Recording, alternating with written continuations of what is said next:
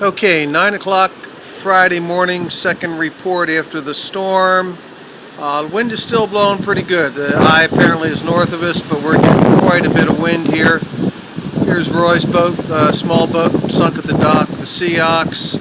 Dock is now exposed from the tides. This green sailboat out in the top is holding on by just a thread.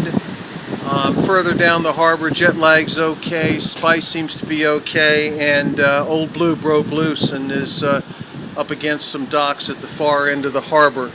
It's a pretty good mess here. This storm is a lot more than anyone thought. Here you can see where the water came up to with the seaweed on the grass, and the transformer was underwater or had a lot of water in it, so I don't know what that does for future